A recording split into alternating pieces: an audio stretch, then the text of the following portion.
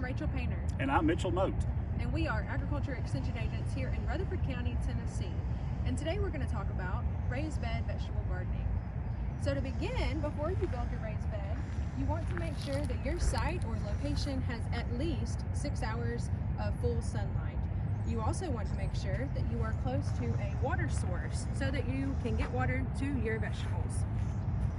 Whenever you're building your raised bed, you want to consider different types of materials, maybe what you have access to or what you can find cheapest. This is a cedar wood raised vegetable bed. You can also use pressure treated lumber. Modern pressure treated lumber is perfectly okay to use. Next we have a concrete block raised bed and a straw bale raised bed. This bed demonstrates how we have just contained soil with these straw bales. We do have to change these out annually, but once we change them out, we utilize the old ones in our compost. Next we have just a plastic or composite material kit that you can purchase.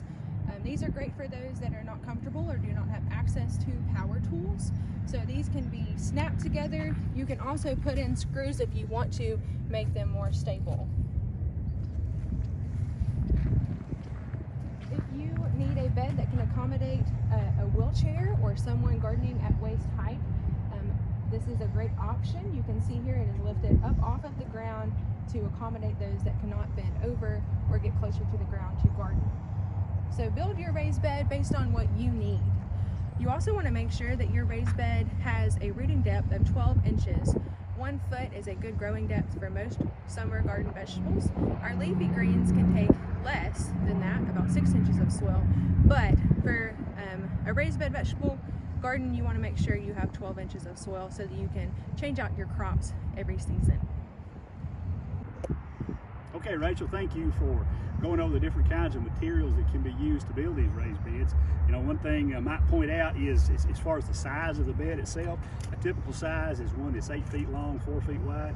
That way, if you're using lumber and you're using 8-foot lumber, you can cut those 8-foot sections in half, and that'll give you your width, so you cut down on the amount of actual sawing you've got to do to put that bed together. But you get the bed put together, that's the hardest part, I guess. So now you need to fill it with something. And you look at the soil that's in this old raised bed here. This one's been here for a while. You dig down in there, that's pretty good soil right there. It's got a good dark color to it, indicating it's got a fair amount of organic matter. It's nice and crumbly. And I want to point out to you that we probably had 3 inches of rain last night. And so this soil is working up very nicely. It's got good drainage to it. That's a benefit from a raised bed because you've got some elevation. It will help improve drainage. It'll drain out faster. And those beds, after they get wet, can be worked in sooner, typically, than a traditional flat ground or in-ground garden can be. Now, a lot of folks think, what can I fill this with? You've got a lot of options, you do. Probably not just pure native soil though, because typically native soil is going to be fairly high in clay, and it will not drain as well. It tends to be a little bit colder, and so we want to use an amended kind of soil. Now you can just purchase bag soil, manufactured soil, if you will, but that can become a little bit more expensive. So a way to cut down on that expense is to create your own growing medium to put in these raised beds. If you've got pretty good soil to start with, you can use that as one of the components. And a fairly common mixture would be equal amounts of your native soil, maybe some composted material, some composted manure, it could be composted plant material, and then another soil amendment, maybe perlite, or in this case, we've got some vermiculite.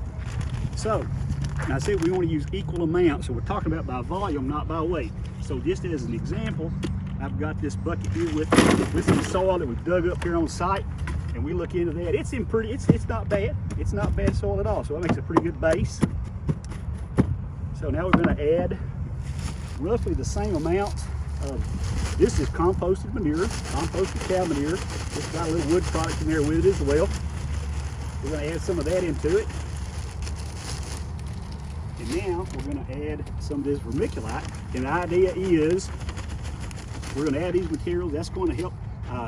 The compost is going to add organic matter to that soil mix. The vermiculite is going to help to keep it from compacting, and it's going to provide drainage in there.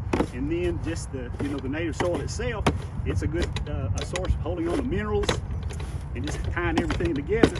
And so you've got a less expensive material to start with when you start filling that bed. So we get it mixed up pretty good. and kind of here's what we got. Okay, and this is very similar to what we already have here in this bed that's been in place now since about 2012. But this is a good mixture. It's not the only one, but if you're going to use native soil and add some compost, some vermiculite, some perlite, something like that to it, maybe some peat moss, kind of think in terms of using equal volumes. You know, a third, a third, a third. If it's a bucket full of soil, then add about a bucket full of the compost and a bucket full of your other material like vermiculite, like perlite.